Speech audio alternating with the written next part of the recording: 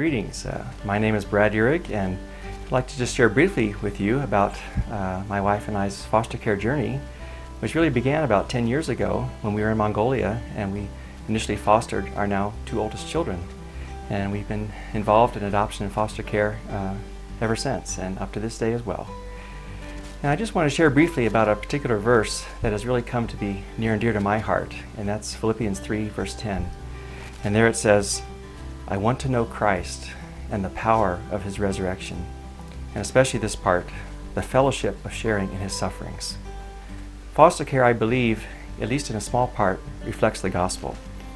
When I meditate about what Jesus did for us, basically leaving heaven, a place of perfect tranquility and peace and fellowship with his Father, and then voluntarily entering a world of chaos and confusion and sin and selfishness, and a world that was a mess, basically not of any of his doing, and voluntarily wanted to go into that place and to bring healing and wholeness to people. And in a very small way, there's a reflection of that in foster care. And as my wife and I have entered that, there is a fellowship that we have with Jesus in a small way, understanding what he's done for us. And it's just helped me to marvel at Jesus and his compassion and care for us. And we enter a little bit of that world when we enter the chaotic world of foster care. But I would like to say too, it's really not just about the foster care child, it's about what foster care does to us as well. There was a quote from an adoption meeting that I went to a couple years back that I just can't get out of my mind, and it goes something like this. We need the orphan to save us from our toxic self-absorption. And I experience that all the time, kind of seeing the activities that I'm involved with day to day now, and realizing that some of the things that were just not meaningful, empty amusements and things, are just not part of our life anymore because we fill them with things that have eternal value. And it's a beautiful thing, and I just want to say that again. We need the orphan to save us from our toxic self-absorption. This does not happen in a vacuum. It takes a whole village, it takes a whole church body to get this to happen.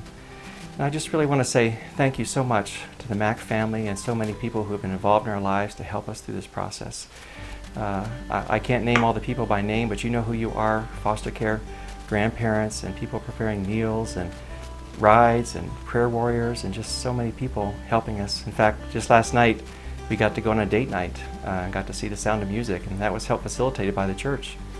And it was just what we needed, just a shot on the arm to give us refreshment and to see the blessing of children again. And God knew we needed that, and thank you so much for the church for doing that behind the scenes for us. And I just want to close with saying, there's a dream that a lot of us have and been involved in this for a while. And I want you to imagine, church family, with us for just a minute. Imagine a time in Missoula here when there is not a Watson's Children's Shelter, there's not a Dan Fox home, there's not youth homes. And why would that be? Well, it's because there's no need. Whenever there's a child in crisis in the city, there would be a Christian family that would be waiting in the wings to say, I want to help, I want to intervene, to enter into that world of chaos on behalf of that child.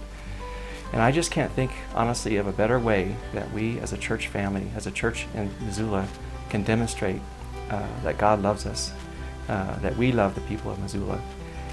And I just think it would be a wonderful Christmas present to think that we can give that back to Jesus. And as our dear pastor likes to say, to make God look as great as he is. And God bless you, dear church family, as we work on and strive on this together. And Merry Christmas to you. God bless you.